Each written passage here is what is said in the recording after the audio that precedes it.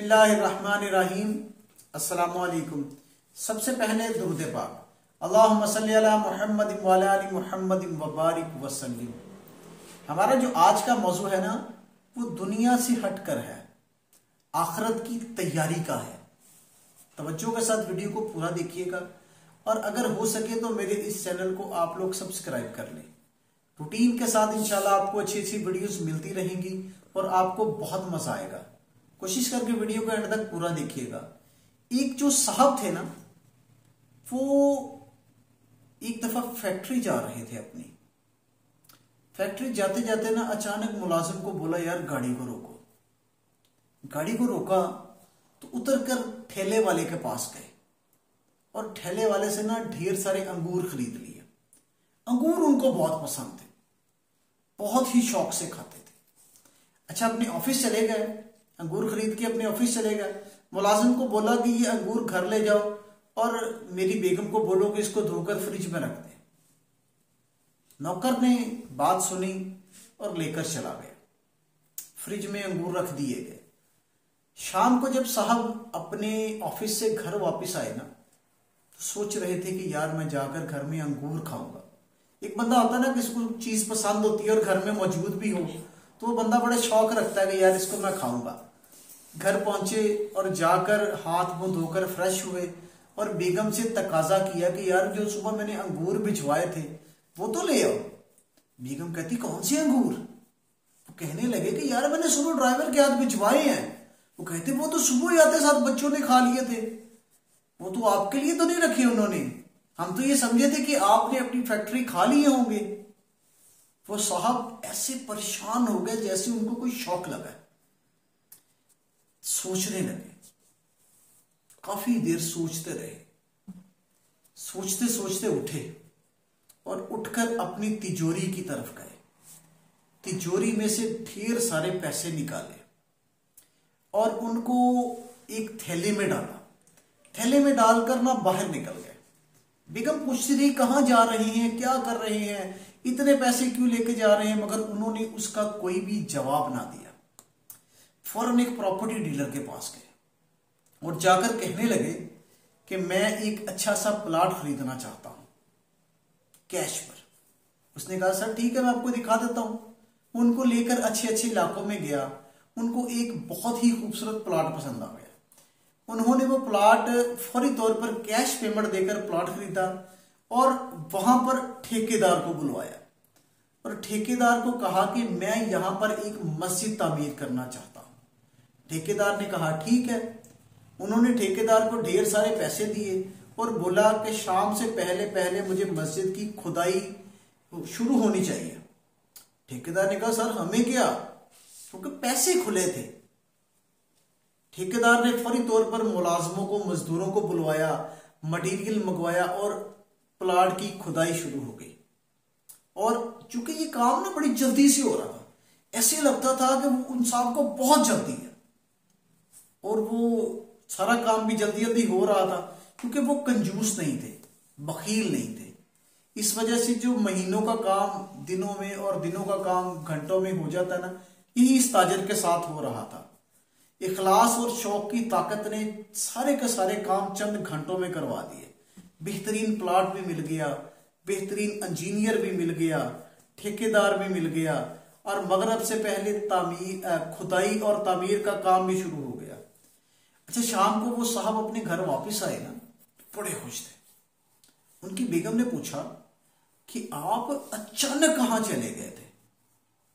आप सोच रहे थे कि आपने खाना भी नहीं खाया और चले गए, हम बहुत परेशान थे।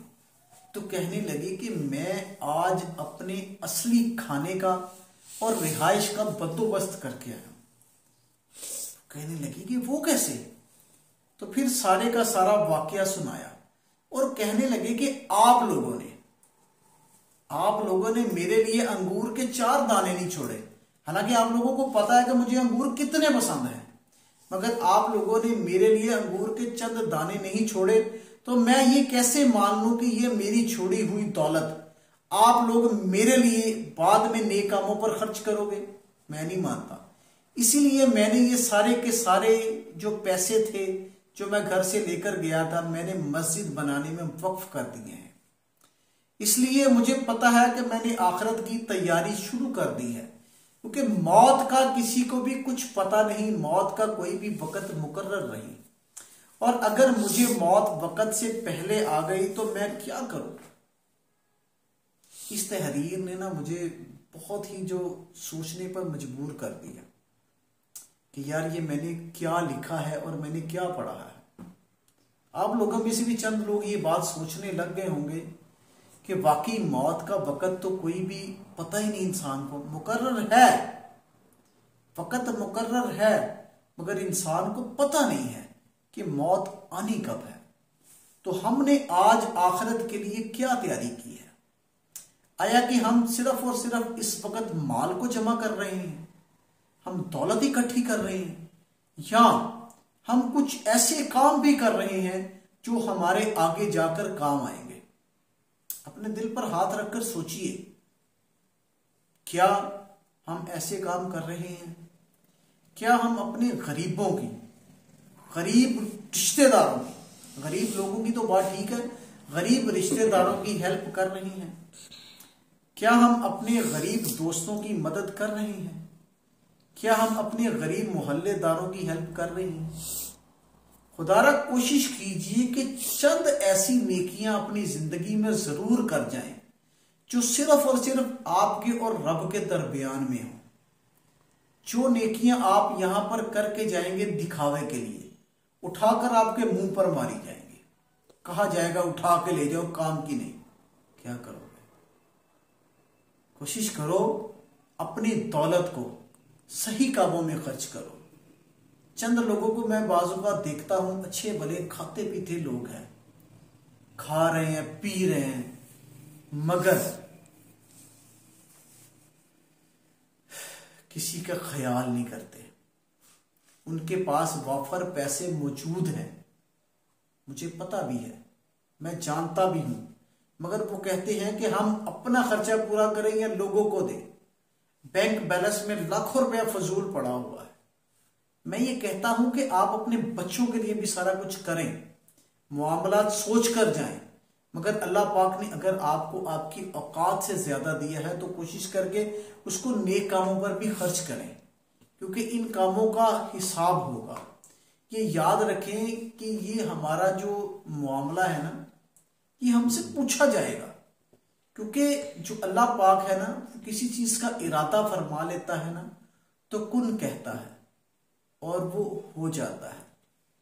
वो एक लम्हा जिसकी जिंदगी में आता है, वो बंदा सारी जिंदगी पछताता है कि ये मैंने नेकी क्यों छोड़ी।